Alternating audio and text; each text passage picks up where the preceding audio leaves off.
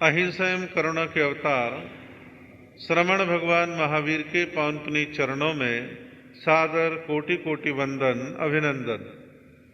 ध्यान योगी युग प्रधान आचार्य पूज्य श्री शिव मुनि जी महाराज साहब, संघ गौरव उप प्रवर्तक परम सेवा भावी पूज्य गुरुदेव श्री प्रेम सुख जी महाराज के पावन पुनीत चरणों में सादर कोटि कोटि वंदन अभिनंदन। आदरणीय मुनिवृंद, उपस्थित धर्म प्रेमी बंधुओं, माताओं एवं बहनों, आप लोग श्रवण कर रहे हैं आचार्यों की महान परंपरा में 11वीं शताब्दी के महान आचार्य हेमचंद्र सूरी जी के द्वारा प्रारूपित 35 प्रकार के मार्गानुसारी बोलों के संबंध में आप श्रवण कर रहे हैं। ये सभी बोल जीवन को अच्छा बनाने वाले हैं, व्यवहारिक बनाने वाले हैं, जीवन को आदर्श बनाने वाले हैं। यदि कोई इनके मर्म को समझे और अपने जीवन में आचरण का रूप दे तो जीवन निश्चित तौर पर परिवर्तनशील बनता है। आगे उन्होंने कहा है कि हम गृहस्थी व्यक्ति को एक शब्द से संबोधित करते हैं कि भाई ये श्रावक है। तो श्रावक के लिए कहा गया कि श्रावक उसको कहते हैं जो सुनता है, श्रवण करता है, भगवान की वाणी को सुनता है, वीतराग वचनों को सुनता है, उसको कहते भी श्रावक हैं। ये धर्म सुनते हैं, भगवान की वाणी को सुनते हैं। सुनना जीवन का एक आवश्यक कार्य है। आपके हमारे सभी के पास कान है और कान का काम है सुनना, श्रवण करना। इसलिए इसको श्रोतेंद्रिय भी कहते हैं कि सुनने वाली इंद्री। अब जहां तक सुनने की बात है कि अच्छा भी सुनते हैं और बुरा भी सुनते हैं, धर्म का भी सुनते हैं, अधर्म का भी सुनते हैं, व्यवहारिक जीवन का भी सुनते हैं, गृहस्थ और समाज की बातें भी सुनते हैं और सुननी भी पड़ती है, सुननी ही चाहिए। तो यहां पर व्यक्ति के विवेक पर निर्भर करता है कि वो क्या सुनता है, कैसा सुनता है। एक व्यक्ति है, वो यार दोस्तों की बातों में घंटों लगाता है, सुनता रहता है, या गाने सुनता रहता है, कमेंट्री सुनता रहता है, कुछ और करता रहता है। बहुत तरह के सुनने के विषय संसार में फैले हुए हैं, लेकिन कानों के द्वारा धर्म अध्यात्म की बात को सुनना, जीवन संस्कार निर्माण की चर्चा सुनना, सार्थक चर्चा सुनना, ये महत्वपूर्ण है। और सुनकर के जीवन में व्यक्ति को ज्ञान की प्राप्ति होती है। ज्ञान प्राप्ति के 4 तरीके, 4 साधन माने गए हैं। देख करके ज्ञान होना, सुनकर के ज्ञान होना, पढ़कर के ज्ञान होना और अनुभव करके ज्ञान होना। पहला ज्ञान है देख करके ज्ञान होना। एक मासूम बच्चा है, अभी अभी जन्मा है, 6, 8, 9, 10 महीने की उसकी उम्र है। वो अपने कमरों की रंग बिरंगी दीवारों को देखता है, लेटे लेटे पंखे को देखता है, आने वाले लोगों के स्माइली चेहरे को देख के वो भी स्माइल करने लगता है। फिर धीरे धीरे पहचानने लगता है कि ये मेरी माँ है, ये मेरे पिता, ये मेरे परिवारजन है। उनकी पहचान कर लेता। कैसे ही ज्ञान हुआ? ये देख करके ज्ञान हुआ। देख करके बहुत ज्ञान होता है।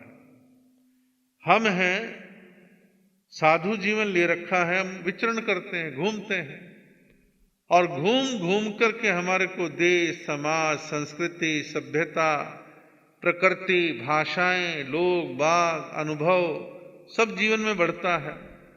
तो देख देख करके भी ज्ञान होता है। और बहुत सारे लोग आपको ऐसे मिलेंगे, स्कूल की शिक्षा या तो बिल्कुल नहीं और है तो बहुत नाम मात्र की है। तो ऐसे लोग देख करके चीजों का अनुभव ज्यादा करते हैं, चीजों को पहचानते हैं। आज एक पहचान बन गई है, आधे घंटे में जो बात समझानी होती है बोल करके उसकी 2.5 मिनट 3 मिनट की वीडियो बना दो, और वीडियो बना के जो कहना चाहते हो उसको, मैसेज को, संदेश को तरीके से पेश कर दो। तो लोग 2.5-3 मिनट की वीडियो देख करके बहुत बड़ी बात फटाफट समझ जाते भी। ये गवर्नमेंट या संस्थाओं का कहने का अभिप्राय क्या है, वो क्या कहना चाहते हैं। अब आपको 300-400 पेज का कोई ग्रंथ, किताब किसी महापुरुष के जीवन चरित्र की दे दो, उसी बात को आधा पौना घंटा की फिल्म में दिखा दो। आप फिल्म देख के समझ जाएंगे कि हाँ यहाँ जन्मे थे, ऐसे ऐसे दीक्षा ली थी और ऐसे ऐसे जीवन में घटनाएं घटी थी और फला फला समय में देवलोक हुआ था। तो देखने से भी जीवन में ज्ञान की प्राप्ति होती है। और दूसरी चीज है सुनना। सुनकर के जीवन में ज्ञान की प्राप्ति होती है। आज तो ठीक है, सुनने के तरीके, रंग ढंग, साधन बढ़ गए। एक जमाना था संस्कृति के विकास में सुनने का बड़ा अहम स्थान था। एक बच्चा है, थोड़ा सा मान लो बड़ा हो गया, उसके सामने बढ़िया से बढ़िया किताब रख दो और सुनाओ कुछ मत, तो क्या वो किताब पढ़नी प्रारंभ कर देगा? नहीं पढ़ेगा। बचपन में बच्चे को आप और हम सिखाते हैं ऐसे अनार, आसे आम, ई से इमली, तो ये बच्चा सुन सुन के, देख देख के चित्रों को ज्ञान प्राप्त करता है, समझता है कि भाई मुझे ये कहा जा रहा है और ये अक्षर ये सूचना देता है, तो फिर वैसा वैसा दिमाग काम करने लगता है। तो बच्चे को भी सुन के ज्ञान होता है। और हमारे यहाँ पर हम देखते हैं कि ठीक है, आज बहुत सारी चीजें बदली हैं, लेकिन धार्मिक ज्ञान का आज भी जो मोटा साधन है वो सुनना है। आप सर्वे करो समाज के अंदर कि स्वाध्याय करने वाले, पढ़ने वालों का परसेंटेज कितना है? थोड़ा। सुनने वालों का परसेंटेज ज्यादा है। तो सुन सुन करके जीवन में काफी ज्ञान की प्राप्ति कर लेते हैं। भगवान महावीर ने सुनाया, गणधरों ने और अन्य लोगों ने उस जमाने में सुना, फिर उन्होंने आगे वाले को सुनाया, फिर आगे वाले ने और आगे वाले को सुनाया। ये सुनने सुनाने की परंपरा, प्रथा प्रारंभ काल से रही है। पुराने जमाने में धर्म प्रचारक, साधु, संत, सन्यासी, समाज सुधारक गांव गांव, नगर नगर, डगर डगर जाते थे, सभाएं होती थी, अपनी बात कहते थे, लोगों को संस्कारित करते थे, लोग सुनते थे। ये साधन बड़ा सशक्त साधन है और पुराने समय से बड़े अच्छे ढंग से चला आ रहा साधन है। तो सुनने से जीवन में ज्ञान की प्राप्ति होती है। ज्ञान प्राप्ति का तीसरा तरीका पढ़ना, अध्ययन करना, स्वाध्याय करना, चीजों को पढ़ना। पढ़ने से भी ज्ञान होता है, इसमें कोई दो राय नहीं है, लेकिन सारी दुनिया में पढ़ंतरी होंगे ऐसा भी संभव नहीं है। कईयों को पढ़ने का शौक बहुत ज्यादा होता है, किताबों के इर्द गिर्द घिरे रहते हैं, और कईयों को किताब हाथ में आती नींद आनी शुरू हो जाती है, पढ़ा नहीं जाता, न्यूज़पेपर तक पढ़ने का प्रयास नहीं करते, सामान्य पुस्तकें पढ़ने का प्रयास नहीं करते। लेकिन पढ़ना भी जीवन के अंदर ज्ञान प्राप्ति का माध्यम है। और चौथा है अनुभव। ऐसे लोग आपके यहाँ भी मिलेंगे और हमारे साधु समाज में मिलेंगे कि कदाचित किन्हीं कारणों से कम पढ़े लिखे हैं, लेकिन जैसे जैसे उम्र बढ़ती है, अब 20 के हो गए तो 10 में जितना अनाड़ीपन था 20 में कम हो गया, 20 में जो चंचलता थी 30 में आके थोड़ी सी कम हो गई, मैच्योर होने लगे, 40 में और मैच्योर हो गए, 50-60 आते आते व्यक्ति कहने लगता, अरे भाई ये बाल मैंने धूप में सफेद नहीं करवाए हैं। यानी वो कहना चाहता है ये बाल सफेद जीवन के अनुभव से हुए। वो कहना चाहता है कि मैंने अपने जीवन में 50 साल 60 साल में रह चुका, मैंने बहुत कुछ जमाना देखा है, बहुत दुनिया देखी है, बहुत अनुभव मैंने लिया है। तो व्यक्ति अनुभव के द्वारा भी बहुत कुछ जानता और सीखता है। अनुभव करते करते करते बिना डिग्री वालों की बहुत सारी चीजें आ जाती हैं। अब खेती बाड़ी सीखने के लिए कोई कृषि विद्यालय में थोड़ी ना जाते। पिताजी दादाजी खेती करते थे, करते करते खेती आ गई। पिताजी दादाजी दुकान पे बैठते थे, पोता बैठते बैठते उसको दुकानदारी आ गई। तो धीरे धीरे सीख करके, अनुभव करके बहुत सारी चीजें जीवन में आती हैं। तो अनुभव भी जीवन का एक अमृत है जो बड़ा महत्वपूर्ण होता है। आपने देखा होगा 20, 25, 30 साल का एक साधु साध्वी प्रवचन दे और एक 60 साल का साधु साध्वी प्रवचन दे, तो दोनों के प्रवचन में एक अंतर आ जाता है। वो पढ़ करके तो बोल रहे हैं और अच्छा बोल रहे हैं, लेकिन अभी उतना अनुभव नहीं है। 60 साल वाले को अनुभव है तो संस्मरण, घटनाएं, अनुभव, एक्सपीरियंस अपना शेयर करते हैं और लोगों को उसमें बहुत इंटरेस्ट आता है। तो अनुभव जीवन की एक महत्वपूर्ण कड़ी है, हिस्सा है, ये भी ज्ञान का एक तरीका है। अब राजनीति में 30 साल के किसी व्यक्ति को सेंट्रल मिनिस्टर बना दो तो उसके निर्णय और एक 60 साल के मिनिस्टर के निर्णय में बड़ा अंतर मिलेगा। 60 साल वाला मैच्योर है, अनुभवी है, उसे मालूम है कि घोषणा करती क्या क्या समस्याएं खड़ी हो सकती हैं, पहले मैं अपने आईएएस से सलाह कर लूं, अपनी पार्टी के लोगों से सलाह कर लूं, तब मैं उस चीज को बाहर रखूं।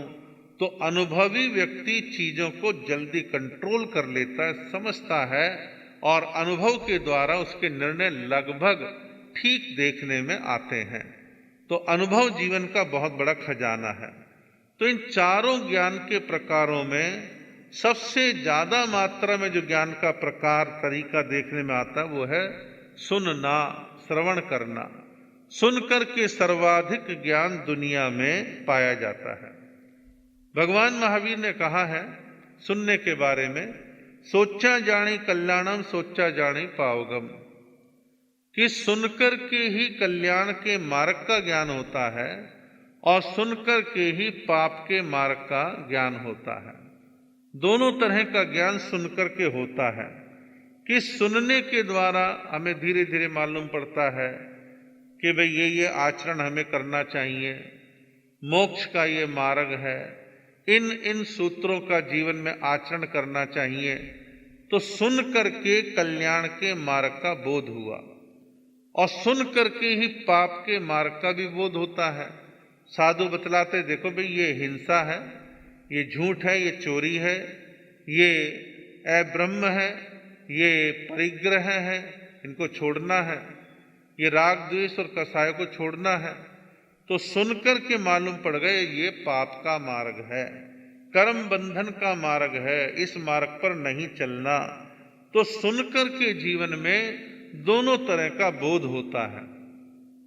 आपको अहिंसा और हिंसा, सत्य और असत्य, सब चीजों का अंतर्भेद मालूम पड़ता है सुन करके। तो सुनने से जीवन में ज्ञान बढ़ता है और ज्ञान के द्वारा आप अच्छे मार्ग पर अग्रसर होते हैं। लेकिन सुनना भी एक कला है। वो कला हर सुनने वाले श्रोता के पास होनी चाहिए। आप कल्पना करें कि एक क्लास है, क्लास में 60 बच्चे बैठे हैं। ब्लैक बोर्ड के आसपास कहीं चेयर पर टीचर बैठा है या बैठी है, क्लास ले रहे हैं, कोई पाठ पढ़ा जा रहा है या चौक से लिख रहे हैं, कोई बात समझा रहे हैं। अब उनमें बच्चों में अलग अलग प्रकार की प्रवृत्ति देखने में आती है। एक बच्चा है एकाग्रता से ध्यान से सुन रहा है, चूक ना जाऊं, कोई खास शब्द या प्रसंग आया हाथों हाथ हिंट्स लिख लेता है। पीछे वाले बच्चे क्या कर रहे हैं, उसने दूसरे को टांग मारी, कचोटी काटी, आंखें दाएं बाएं देख रहा है। तो ऐसे विद्यार्थी जिनमें चंचलता है, पढ़ाई के प्रति, सुनने के प्रति ध्यान नहीं है, तो क्या बोला क्या नहीं बोला, कुछ दिमाग में गया कुछ रह गया, ऐसा उन छात्रों के साथ होता है। फिर वो घर आके क्या करते हैं, उस वाले अध्याय की कुंजी गाइड के पन्ने खोलते हैं, नकल मारते हैं, होमवर्क करते हैं, अगले दिन पेश करते हैं।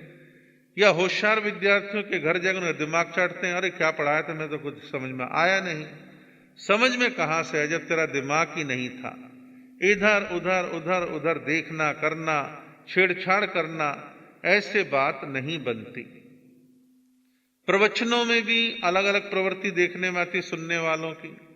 मान लो 100-200 लोग प्रवचन में बैठे हैं, उनमें कुछ प्रतिशत बड़े ध्यान से सुनने के लिए, केवल सुनने के लिए आए हैं। उनमें से कईयों ने सोचा भाई सामायिक का नियम है, सामायिक भी हो जाएगी, प्रवचन भी हो जाएगा, हाजिरी भी लग जाएगी, समाज में लोग देख लेंगे कि हम आए थे, महाराज की भी निगाह में रहेगा।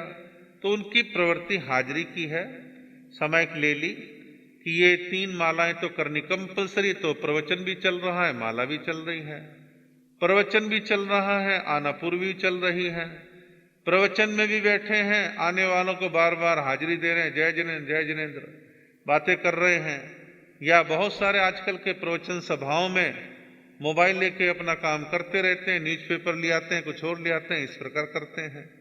तो प्रवचन में एकमात्र लक्ष्य होना चाहिए एकाग्रता से सुनना। साधु भी दो प्रकार के हैं। एक टोक देते हैं ऐसे लोगों को, माला यहां मत फेरो, बाद में फेरना, अभी केवल प्रवचन सुनो, अभी आनापुरी मत पढ़ो, भक्तांबर मत पढ़ो, फला चीज मत पढ़ो, बाद में पढ़ना, केवल इस समय प्रवचन सुनो। वो सही है, अपनी जगह पर सही कह रहे हैं। कुछ साधु संत संकोच के मारे कहते नहीं है, लेकिन यहां कुल मिला के बात कहने का अभिप्राय यह है, सुनने के समय सुनना ही चाहिए। एकाग्रता से ध्यान से सुनेंगे तो बातें समझ में आएंगी, और एकाग्रता से सुनना ही चाहिए।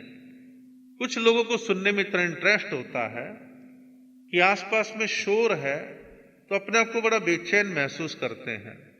बहुत सारे जिनको ध्यान से कोई बात सुननी है तो हेडफोन लगा लेंगे, कान में लीड लगा लेंगे, बाहर का शोर नहीं आए, बस केवल मैं सुनूं। तो सुनने का आनंद एक अलग है, सुनना चाहिए।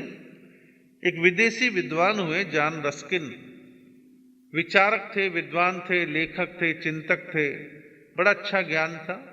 जैसे हमारे देश में डॉक्टर राधा कृष्णन थे, विद्वान थे, तो डॉक्टर राधा कृष्णन के भाषणों को सुनने के लिए छात्रों में बड़ा क्रेज रहता था कि भाई आज कुछ अच्छा सुनाएंगे। ऐसे एक राष्ट्रपति और हुए हैं, डॉक्टर शंकर दयाल शर्मा, बाद में एपीजे अब्दुल कलाम। इनकी स्पीचों को, भाषणों में सार होता था, नॉलेज वाली बातें होती थी, लोग बड़े ध्यान से सुनते थे। ऐसे बड़े ज्ञानवान साधुओं की बात को बहुत सारे लोग बड़े एकाग्रता से सुनते हैं कि क्या कह रहे हैं। तो सुनना अपने आप में एक कला है, ढंग है, और ये ढंग हर श्रोता को आना चाहिए। तो जॉन रस्किन की बात मैं कह रहा था, एक कॉलेज में उनको निमंत्रित किया गया कि जॉन रस्किन हमारे कॉलेज में आए और कॉलेज के ग्राउंड के अंदर आकर के स्पीच दें, अच्छा भाषण दें, कोई अच्छी ज्ञान की बात बतलाएं। तो जॉन रस्किन ने दिन और समय फिक्स करके छात्र यूनियन के बच्चों को बतला दिया, फला दिन मैं आपके कॉलेज में आऊंगा। वो छात्र जो है उनको लेने के लिए गाड़ी लेकर के आए। तो जॉन रस्किन से कहा, सर चलो, आज आपका दिन है बोलने का। तो जॉन रस्किन ने घड़ी देखी, देख के बोले, भाई आज कोई काम है, आज मैं आपके कॉलेज में भाषण देने के लिए, बोलने के लिए नहीं आऊंगा। छात्र मन मार के चले गए। जाके जितनी ग्राउंड में पब्लिक थी, छात्र थे, सब उन सैकड़ों छात्रों के बीच जाके घोषणा कर दी कि जॉन रस्किन को कोई काम आ गया, वो आज नहीं आएंगे, फला दिन आएंगे। अब वो फला दिन भी आ गया, तो आज के दिन पहले वाले दिन की अपेक्षा छात्रों की संख्या कम हो गई। अब उस वाले दिन के लिए बुलाने के लिए जो छात्र गए थे, वहां रस्किन से कहा, सर आज तो चलो। रस्किन ने कहा, सॉरी आज भी कुछ काम है, मैं आज भी नहीं आ पाऊंगा। वो बेचारे मायूस होकर आए। उन्होंने छात्रों में कहा कि जॉन रस्किन आज भी नहीं आ पाएंगे। अब उन्होंने फला डेट दी है। अब अगली डेट पर छात्र और कम हो गए, लेकिन तीसरी वाली डेट पर जॉन रस्किन आ गए। आए, उन्होंने भीड़ देखी। छात्रों ने कहा, सर पहले दिन आते तो गैदरिंग बहुत ज्यादा थी, और आज जो है गैदरिंग काफी कम है, ये तो टोटल भीड़ का तिहाई हिस्सा है। तो जॉन रस्किन ने सबसे कहा कि देखो भाई, एक होता है भीड़ को सुनाना, जिनमें सुनने का इंटरेस्ट नहीं, केवल देखने के लिए आए हैं कि कौन आया है, देखने के लिए आते हैं। मैंने 2 बार अपनी स्पीच को कैंसिल किया, उसमें से अनावश्यक छात्र छट गए, भीड़ गई। अब जितने भी ये आए हैं, इनमें धैर्य है कि हमें जॉन रस्किन को सुनना है, तो ये मुझे सुनने के लिए आए हैं, चाहे थोड़े हैं, लेकिन बड़ी एकाग्रता से सुनेंगे, ध्यान से सुनेंगे, लगन से सुनेंगे, तो इस सुनने से इनको वास्तविक जो है लाभ होगा। तो वास्तविक लाभ जो है ये महत्वपूर्ण है। नेताओं की रैलियां होती हैं, वहां भीड़ जुटाने के लिए, सुनने वाली भीड़ के लिए तेरे हाथ पांव मारे जाते हैं, दुनिया भर का प्रचार किया जाता है, बसें लगाई जाती हैं, खरीद के लोग लाए जाते हैं, देखो तुम्हें 200-400 रुपए भी देंगे, खाना भी देंगे, बस भी देंगे, चलो भीड़ करनी है ताकि इंप्रेशन जाए मीडिया में कि बहुत भीड़ थी। तो भीड़ बढ़ाने के टोटके इन पॉलिटिशियंस को बहुत पता है, बहुत से साधुओं को भी पता है टोटके की भीड़ कैसे बढ़ानी है, कि भाई गौतम प्रसादी रख दो भीड़ आ जाएगी। तो भीड़ गौतम प्रसादी वाली है, सुनने देखने वाली नहीं है। और हमारे यहां पे गौतम प्रसादी का आकर्षण लोगों में बहुत रहता है। एक जवान बच्चा जिसकी शायद 17-18 साल की उम्र होगी, ताजा ताजा बात है, उसका एक दिन समाचार आए, बोले महाराज कोरोना ने काम खराब कर दिया। मैं कहा तेरा क्या काम खराब हो गया, तू तो विद्यार्थी है, तेरा क्या नुकसान है। बोले नहीं, इस साल चातुर्मास में मजा नहीं आ रहा। मैं मजा क्यों नहीं आ रहा, प्रवचन ऑनलाइन आ रहे हैं, सुन ले प्रवचन जितने सुनने। बोले वो बात नहीं है। मैं फिर क्या कहना चाहता है। बोले जी आसपास में बहुत चौमासे होते हैं, 2-4-10 गौतम प्रसादी हो जाती, मजा आ जाता, और इस साल गौतम प्रसादी नहीं हुई, मजा नहीं आया। मैं भाई वाह, तेरी थिंकिंग बढ़िया कि गौतम प्रसादी नहीं हुई। तो बहुतों के मन में सुनने की भावना कम, गौतम प्रसादी की भावना ज्यादा। कईयों के मन में लक्की ड्रा का बड़ा आकर्षण रहता, आज चांदी के सिक्के निकलेंगे, साउथ में तो सोने के भी निकाल देते हैं, बस उनकी संप्रदाय के महाराज आने चाहिए, उनकी संप्रदाय के उनके टेस्ट वाले महाराज आए हैं तो सोने के सिक्के भी निकाल देते हैं, भीड़ बहुत बढ़ जाती है। लेकिन आचार्य देवेंद्र मुनि जी कहते थे भीड़ भाड़, भीड़ के साथ भाड़ शब्द है, तो जब भाड़ में डाल दो स्वाहा, तो भीड़ में सुनने वाला एक्चुअल में कोई नहीं है। सुनने वाले तो वही होते हैं जो वास्तविक जिज्ञासु होते हैं। हम देखते थे, दीक्षा के बाद के कई सालों तक हमने देखा, महसूस किया कि बहुत सारे पुराने श्रावक ये देखते थे कि हमारे 100-125 किलोमीटर की रेंज में, 50-60 किलोमीटर की रेंज में कोई साधु सती पधारे हैं, या चौमासा चल रहा है, या शेखे काल में आए हैं, तो ये ढंग से प्लान बनाते थे कि प्रवचन मिल जाए, प्रवचन ना छूट जाए। हरियाणा में कुछ क्षेत्र ऐसे हैं जो ट्रेनों से कनेक्ट हैं, नरेले वाला चलता है कि भाई सोनीपत में कितने बजे प्रवचन होता है। सोनीपत वाला मॉर्निंग की ऐसी ट्रेन की सेटिंग बैठाता है कि गन्नौर, समालखा या पानीपत में कितने बजे प्रवचन है। पानीपत वाला देखता है कि करनाल में कितने बजे प्रवचन है। तो एक ट्रेन से गए, प्रवचन सुना, वापसी की ट्रेन पकड़ के आ गए। तो लोग ऐसी सेटिंग करते थे, या अपनी गाड़ी लेके निकलते तो घर वालों, बच्चों को, बहुओं को कहते जल्दी उठना, टाइम पे पहुंचना है, प्रवचन ना छूट जाए। ये थी लगन सुनने की। अब सुनने के साधन थोड़े से इजी हो गए कि जो प्रवचन हुआ उसका ऑडियो वीडियो यूट्यूब पे भी आ गया, आपको पर्सनल भी भेज दिया, तो आप सुन लीजिए। हमारे सुराणा जी बतलाते रहते हैं कि जो प्रवचन सुबेरे दिया गया, वहां चाहे 100 लोग बैठे, चाहे एक भी ना बैठा हो, रात 11 बजे 12 बजे तक जो है 4000-5000 लोग एक प्रवचन को सुन लेते हैं। तो लोगों को समय की सुविधा हो गई कि चलो महिलाओं ने फैसला ले लिया कि सुबह किचन में काम बहुत होता है, दोपहर में 1 बजे से 4-4:30 तक मैं थोड़ी फ्री रहती हूं, उस समय प्रवचन सुन लेंगे। कई कहते भी रात को 8 बजे तक हमारा घर का काम निबट जाता है, रात 11 से पहले सोते नहीं, तब सुन लेंगे। लीड लगा के वॉक करते करते तो सुन लेंगे। तो लोगों के पास सुविधा, विकल्प काफी हो गए हैं।